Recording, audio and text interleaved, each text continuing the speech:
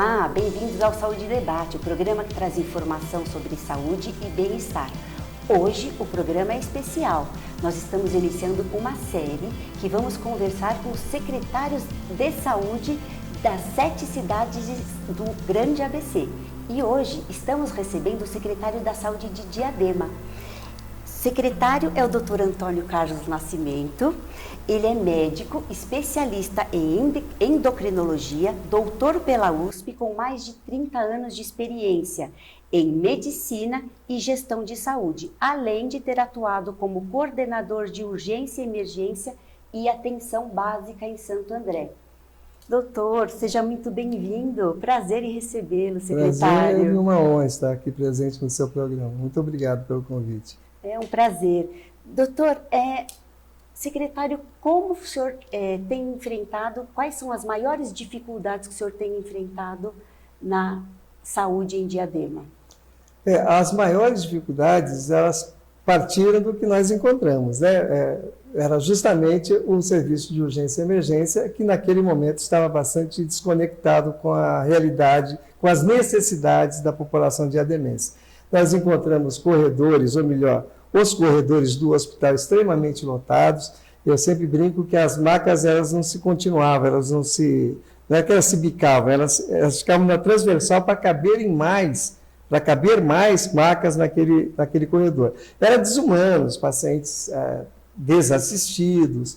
E nós tivemos que fazer um choque de gestão bem rigoroso, tivemos que estar bastante determinados para aquilo, e em 15 dias, com muito ajuste de RH, ajuste de fluxo, muita determinação, muito apoio do prefeito Taki Yamauchi, nós conseguimos, naquele momento de extrema dificuldade, resolver a questão da habitação do corredor, que aí deixou de existir, do Hospital Municipal de Diadema. Isso também ocorria nos outros equipamentos de urgência e emergência, nós também tomamos conta daquilo, com RH, com fluxo, com dinâmica, e resolvemos. Esse foi o pior, o mais difícil enfrentamento que nós tivemos naquele momento. Mas logo em seguida, ou quase simultaneamente, nós tínhamos que atacar, tínhamos que ferir um problema sério que nós tínhamos no quarteirão da saúde. Nós tínhamos uma espera de 120 mil entre exames especializados e consultas especializadas, nós tínhamos 120 mil demandas.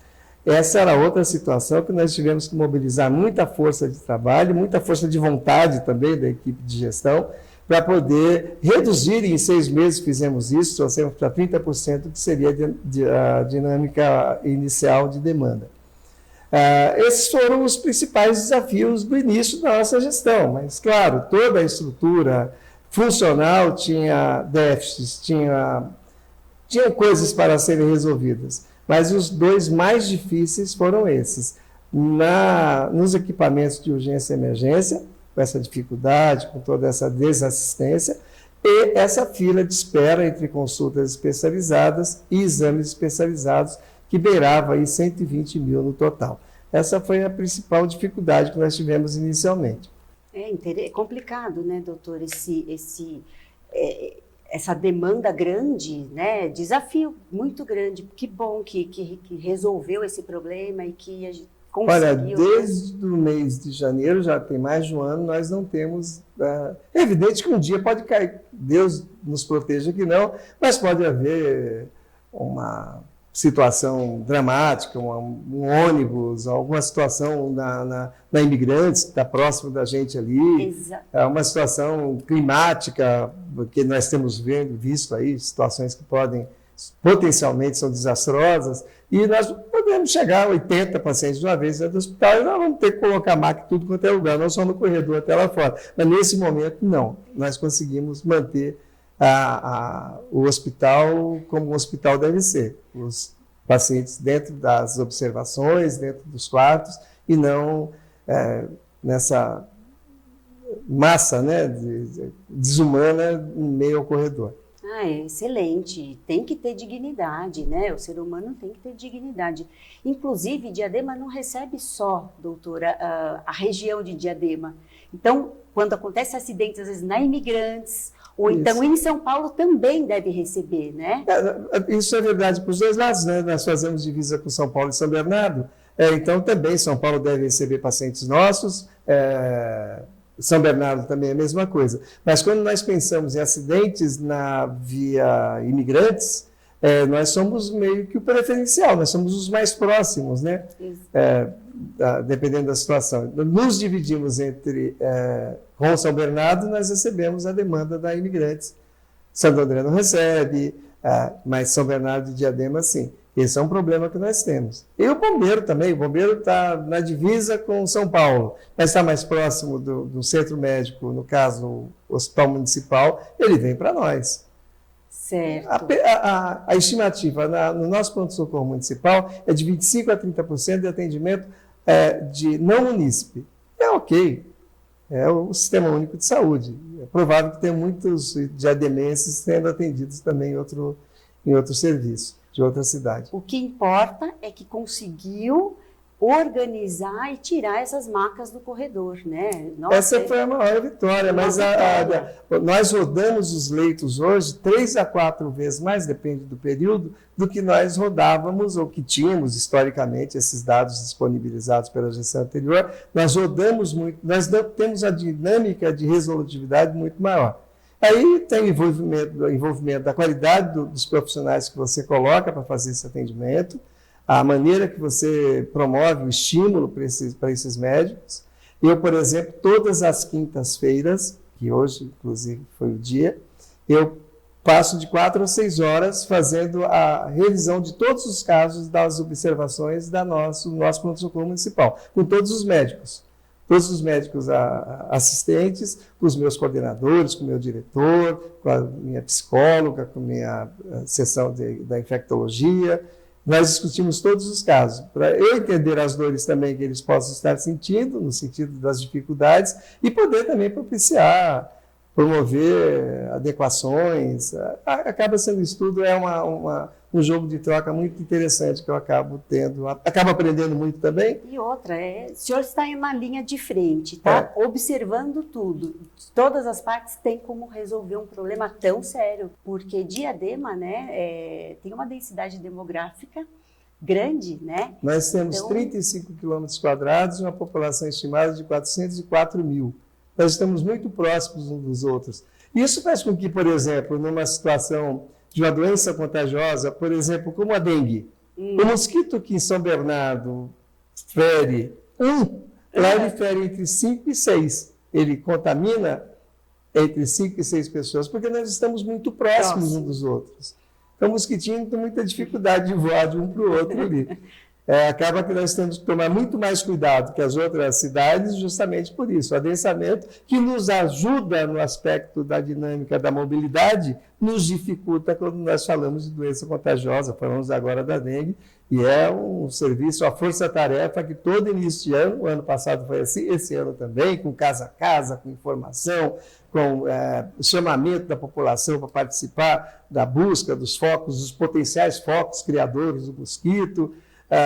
Tem toda a dinâmica que nós temos que estabelecer para poder proteger essa população. E ainda assim, o surto vem, né?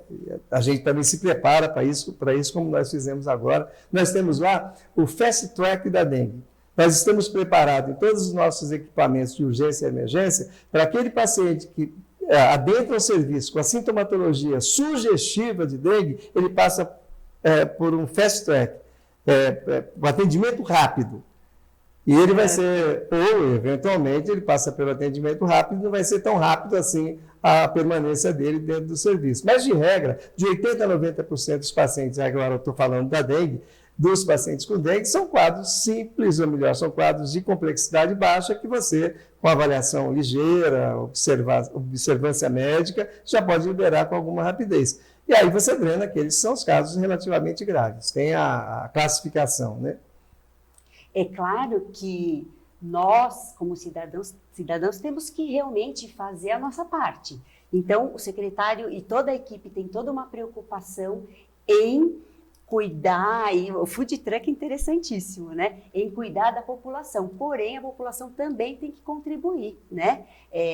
Observando como que se cuida, não deixar água empoçada, recipientes com água, inclusive para que não haja proliferação, né? Exatamente. Do mosquito. Então, a via dupla, né? As pessoas também têm que contribuir para isso. Tudo isso nós falamos por causa da densidade demográfica de Diadema, que é a segunda cidade mais densa do país. Nós perdemos apenas para Taboão da Serra. Logo em seguida, penso que vem a São João do Meriti, no Rio de Janeiro. Tudo isso para dizer que na doença infecto-contagiosa, nós temos que tomar muito mais cuidado do que as cidades vizinhas, do que outras cidades, porque nós estamos muito próximos uns dos outros, né? Eu brinquei que o mosquito precisa voar pouco para picar mais gente. Voar pouco. Secretário, segundo a Organização Mundial da Saúde, com relação aos leitos hospitalares, né, o ideal, eles dizem que é de 3 a 5 para cada 1.000 habitantes. Diadema tem mais de 393 mil habitantes, segundo o último censo de 2022, né, que dá aproximadamente 1.100 leitos. Diadema tem 480. Como acabar com esse déficit de quase 700 leitos hospitalares? Como que... Isso não é um problema de Diadema, né? É um problema brasileiro. Outras cidades têm um déficit muito maior, por mais que pareça de potencial sob a ótica da classificação popular, ou melhor, do nível de renda per capita, seja melhor. Você pega outras cidades com renda per capita muito maior que a nossa, mas que tem déficit maior também. E quando nós falamos de 3 a 5 por 1.000 habitantes, nós não estamos falando de leitos públicos, nós estamos falando de leitos sensu lato, né? Todos, privados e não privados. Nós temos, em média, perto de 300 leitos. Então, mesmo que nós tenhamos mais 300, eu não tenho essa dinâmica, ou melhor, essa estimativa de cabeça, mesmo que nós tivéssemos mais 300, ainda estaríamos com metade do que seria o estimado, no mínimo, né, 3 leitos por 1.000 habitantes. Ok, mas com isso é o que a gente tem. E tem, como não sei qual foi o presidente americano que diga, faça o que puder com o que tiver, onde estiver. É o que nós estamos fazendo no país inteiro. Exatamente, é verdade. É um desafio, né, doutor? É um desafio enorme. Mas o trabalho tem sido feito e a gente fica muito feliz com isso, porque a região do Grande ABC é uma região riquíssima, muito bonita, né? São 7 cidades na nossa região. Então, é importante que seja bem administrado, como está fazendo. Inclusive, tenho relatos de pessoas que têm passado em consultas e têm elogiado muito o atendimento, desde o atendimento, inclusive lá do quarteirão da saúde, desde o atendimento na recepção até com os médicos e os equipamentos que foram investidos ali. Então, muito bom o trabalho. Muito obrigado. Mas, assim, até aproveitar o gancho para dizer qual foi o nosso segundo maior desafio. Isso foi, claro, foi simultâneo, né? Nós chegamos e vamos ver só urgência e emergência. De cara foi isso, porque é o que mais chamava a atenção, saltava os olhos, nos preocupava daquela sensação da desassistência. Então, nós atacamos mesmo objetivamente os equipamentos de urgência e emergência para dar essa dinâmica de humanização. Mas nós tínhamos, à época, no nosso centro de especialidade, quarteirão da saúde, nós tínhamos mais de 120 mil demandas de espera para consultas especializadas e exames especializados. Entre eles, nós tínhamos raio-x, eletrocardiograma, tomografia computadorizada, ultrassonografias de vários órgãos, de vários setores do corpo. E esse era outro desafio, né? Nós tínhamos 120 mil pessoas aguardando, seja por uma consulta especializada, fosse para uma tomografia computadorizada, fosse para uma mamografia. E esse foi o outro ataque que nós fizemos. E, em pouco tempo, mais ou menos 6 meses, nós trouxemos isso para perto de 30% do que tínhamos. As filas são dinâmicas, né? Então você conserta, você resolve, mas está se criando mais demandas. Os médicos estão atendendo, os pacientes têm suas queixas, tem os check-ups, tem essa situação toda. Então você não zera, ainda que nós possamos, assim, orgulhosamente dizer que nós zeramos. Hoje, a mamografia é uma demanda livre. A mulher vai ao médico, o médico solicita, ela vai a hora que quiser e vai ser feito o exame. Nós não temos filas de mamografia. Tomografia computadorizada, exatamente a mesma coisa. Eletrocardiograma, dinâmica imediata. Exames laboratoriais, não temos espera. Então, assim, realmente as filas, elas vão se montando, vão se refazendo, elas vão acontecendo. Em tese, você não tem como zerar, mas nós zeramos pelo menos 5. Pelo menos 5, que é essas que eu falei, mamografia, eletrocardiograma, exames laboratoriais e tomografia computadorizada. Que sucesso! Antigamente não tinha nem aparelho de tomografia que quebrava, que tinha problema, agora tem essa demanda que você chega, a partir do pedido você já tem a facilidade de passar com rapidez. Passar com rapidez, dentro da necessidade, dentro do tempo disponível daquele paciente, não exatamente do serviço. Excelente! Doutor, agora no fim de 2025, a Prefeitura recebeu mais de 70 milhões de reais do governo do Estado para a área de saúde. Como o secretário planeja investir esse valor?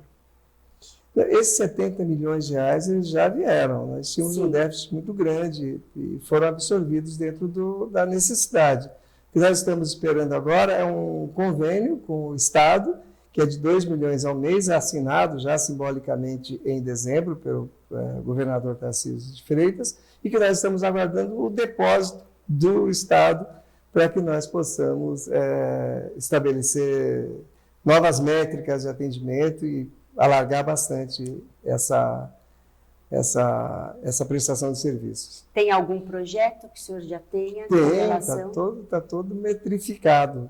Nós já temos tudo que nós vamos fazer, o tempo que nós vamos estender. Acho que a gente, depois do comercial, podemos continuar. Ótimo, ótimo. Acredito que todos gostariam de saber. Bom, então, nós vamos dar com licença, doutor, vamos dar um breve intervalo e já voltamos. Não perde, daqui a pouquinho tem muita novidade. Como que ele vai usar essa verba que está vindo. Até já!